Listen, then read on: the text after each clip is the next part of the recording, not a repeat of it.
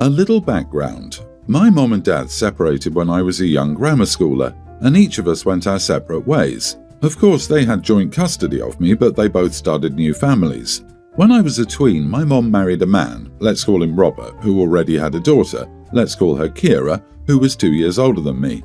My dad got engaged when I was a pre-tween to a wonderful woman, let's call her Layla, who he married when I was a tween. My relationship with Layla is beautiful. She's truly been a mother to me. She basically helped my dad raise me, she takes an interest in my life, she comforts me, she advises me, we have common interests, and we do many activities together. She and I recently talked about the possibility of having her legally adopt me as soon as I come of age. Doing so now would be a bit messy legally because of my parents' joint custody, because for me, she is my real mother and I want it to be official. My relationship with my biological mother, on the other hand, is almost non-existent. Even though I was forced to spend specific days with her, we never managed to bond because she spent all her time giving attention and affection to Kira, who already has her own mother. Even when she tried to involve me in some activity, she always included Kira, and we had to do only what Kira liked. At a certain point, I started to decline her invitations and often asked if I could avoid going to her on the set days because I was almost always ignored or left aside, and I preferred to stay at home with my father and Layla. My father always tried to understand me, but he also had to honour the rules set by the judge. When I matured, he admitted that he was afraid my mother might make some mean move in court if he agreed not to let me go to her on the appointed days. Yeah, this is something my mother would do. After knowing this, I understood my father's reasons. I didn't want to get him in trouble, so I no longer made such requests and respected my schedule. Now let's get to the point. In 2 weeks, I will finally turn 18. I was lucky because my birthday falls on the days I have to stay with my dad, so he, Layla and I started planning my birthday a month ago. It will be nothing too crazy, just a party with family and friends at my favourite pizza place. A casual night where I just want to have fun with the people I care about and do what I like. The place also has karaoke and I love singing. Of course, after booking and setting everything up, we sent out the invitations, which also extended to my mother. Honestly, I didn't want her there, but then I thought that this would be the last time I was forced to be involved with her, because once I turned 18, I wouldn't be forced to follow the judge's rules anymore. So we sent out the invitations 2 days ago, and we already had almost all the answers, so we could organise the precise number to send to the pizza place. The only thing missing was my mother, who saw the text and didn't respond. I told my father I wouldn't insist, and if she didn't respond, it meant she didn't want to come, and I was fine with that. My father was also a little relieved by the idea, even if he didn't say it openly, but I could see it on his face. Anyway, the drama started this afternoon. My mother called me very angry, accusing me of being childish and saying that I shouldn't have planned anything without telling her first. This confused me and I reminded her that I always planned all my birthdays with Dad and Layla. She didn't even remember most of the time, so complaining now was quite hypocritical. This made her even angrier and she started attacking me because Kira had been crying ever since I sent the invitation to my mother because she had already planned a whole birthday party for me. I was really speechless because the relationship between Kira and me is zero. She's the classic spoiled brat who always wants to be the centre of attention, and my mother has always supported this behaviour of hers, making it worse, and clearly she and I have never gotten along. I didn't understand why the heck Kira wanted to organise a birthday party for me. It didn't make sense. I asked her why she did it, especially why she did it without telling me. I mean, she didn't really think I would make any plans for my nearly adult birthday, right? It was ridiculous. My mother said it was supposed to be a surprise, and since I hadn't told her about my plans, she thought I didn't want to do anything for my birthday. And I mean, she could have asked. No? No. But here comes the worst part, and I admit the one that made me lose my cool. My mother started listing all the things Kira had prepared for my party, maybe to rub in my face what I would have missed, and they were all Kira's favourite activities, things that I didn't like. She'd booked a fish restaurant for lunch and I don't eat fish, not because of some whim, but because it makes me feel sick. Smelling fish makes me nauseous. I'm not allergic, I had it checked, but my body simply rejects it. She also booked an afternoon activity at a ranch near the city where my mother now lives where you can ride horses. Well, I don't like it. I have nothing against horses, but the idea of riding one or getting close to an animal that big scares me. Then she thought about going back to my mom's house for a backyard barbecue for dinner, and I just didn't want to do that because I didn't want to spend more time with my mom than I had to. My mother also said they'd already sent out invitations to everyone. At that point, I was really speechless. Still, I had to ask her who she'd sent them to because my friends, my dad and his family hadn't received anything, It turns out that the party was mostly invited to Robert's family, my mom's family, and Kira's friends. It was basically a party organised by Kira for herself, but under the pretext that it was for my birthday. So I didn't hold back anymore. I laughed in my mother's face and hung up the phone. It was all too ridiculous to be true. Come on. My dad came to me a little while ago saying that my mom called him angry because I laughed in her face when she told me about the party they'd organised for me, and he was very upset about it. He was starting to say that despite all the feelings I had for my mom, they were trying to do a nice thing for once, but I stopped him right away and explained in detail how the party had been organised, a detail that my mom apparently left out with him. His expression changed quickly. He just said, "I'm going to make a phone call," and I've been hearing him yelling at my mother for at least 20 minutes by now. Layla came to me after learning about the situation and said that as much as she could relate to me, I was a little rude to laugh in my mother's face and hang up without explaining. For her, I should have spoken out like an adult, despite my feelings, and sought things out in a civil and mature way. She wasn't angry, just a bit disappointed about how I acted. As soon as she left, I thought about my actions. Maybe I was a little hasty, but honestly, I don't think talking to my mom about it would have helped. But maybe I could have handled it better. I'm starting to think I was a bit of an idiot in that moment when she said my stepsister planned my 18th birthday. Not the idiot, you laugh because the absurdity hit comedy gold levels. Your stepsister planning a party that's literally an anti-you festival under the guise of your birthday? That's sitcom material. You're not obligated to feign gratitude for something that was clearly not meant for you. If anything, your reaction might finally convince them that you're not just a side character in their family narrative. Keep your birthday plans with your dad and Layla, and enjoy turning 18 with people who actually pay attention to what makes you happy. OP, your mom lost the right to have you treat her civilly. You do not owe her an explanation. You do not owe her maturity. You do not owe her kindness. You do not owe her respect. She's not shown you an ounce of those things since at least the last decade of your life. For the first time in your life, you aren't required to cater to your egg donors or your stepsister's feelings or wants. You did nothing more than match mom's energy. She gets what she deserves and nothing more. You deserve the laugh. My brother Joe, 55, is about to marry Sue, 27, female. A few months ago, Sue asked both me, 60 female, and my sister June, 53, to be bridesmaids. I was touched as I'd only met Sue a few times, they live in another state. Besides June and me, there are 4 other bridesmaids, all under 30.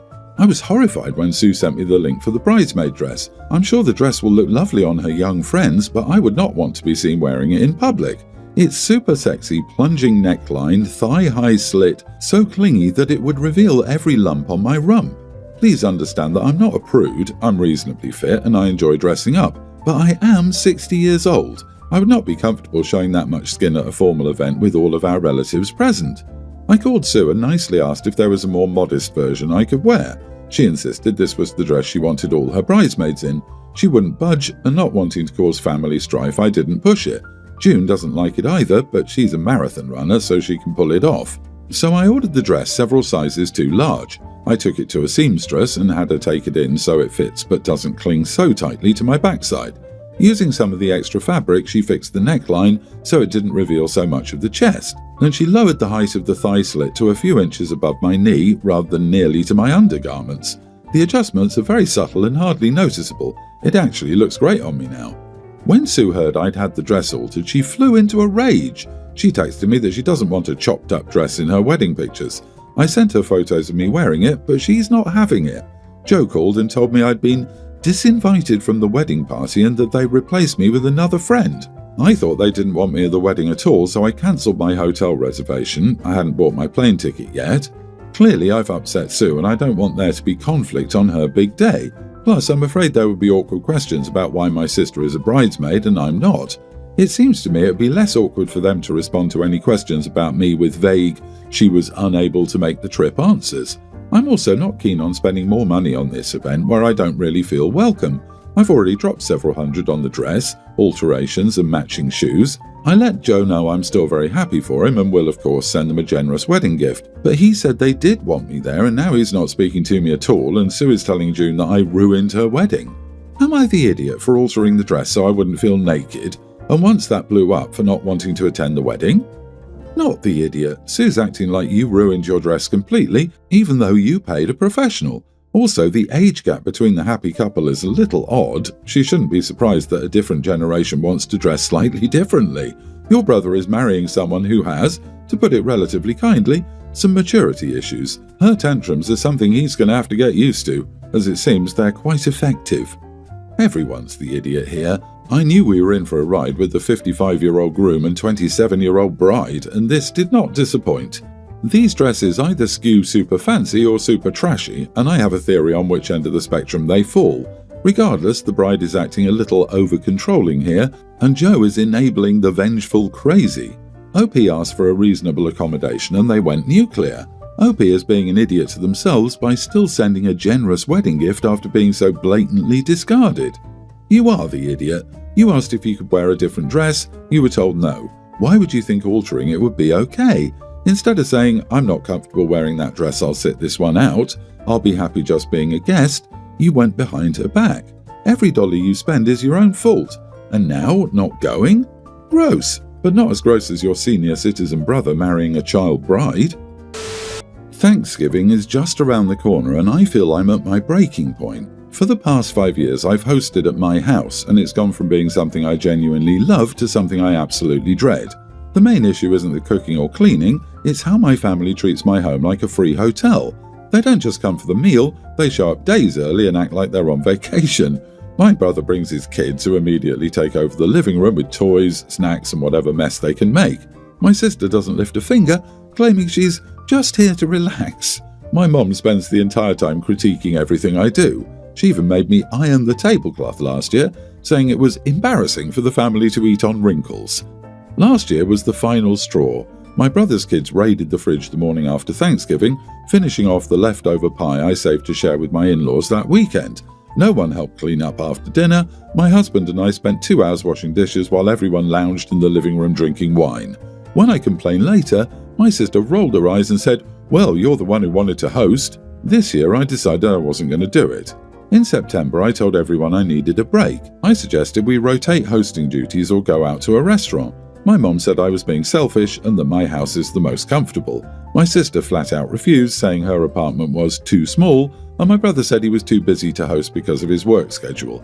Since then, they've been constantly pressuring me to change my mind. My mom even said, "You're ruining Thanksgiving for everyone," and my brother promised to help more this year, though I've heard that before. Now, with only 1 day to go, no one has stepped up to host, and the family group chat is a passive-aggressive mess. My mom keeps implying that Thanksgiving might not happen at all if I don't agree to host, which makes me feel terrible. On one hand, it's unfair for them to expect me to carry the burden year after year, especially when they treat me and my home with so little respect. On the other hand, the idea of Thanksgiving falling apart because of me is making me second-guess myself. Part of me wonders if I should just suck it up and host to keep the peace, but another part of me feels like I deserve a break too. Am I the idiot for standing my ground and refusing to host this year? Not the idiot, they're just angry their free ride is over. Thanksgiving isn't falling apart because of you, it's falling apart because your family is selfish, ungrateful idiots. Hosting should be something you want to do, not something you're pressured into. You've generously opened your home for years and your family has taken advantage of your kindness. Don't feel bad that you finally set up a boundary with those selfish idiots. Feel proud of yourself. Make sure you lock your doors and windows and remove any emergency hidden keys. Turn off the lights and you and the hubby will haul yourselves over to the next town for some quiet R&R. Don't say a word to anyone else. Just don't answer texts or calls until Friday, or maybe not even until Sunday afternoon. My guess is that your family will show up anyway and expect you to let them in the house. Best for all concerned if you aren't there. 4 years ago, my sister-in-law unexpectedly passed away. My wife was very close with her and her sister's death affected her a lot. She really started resenting everyone, including me.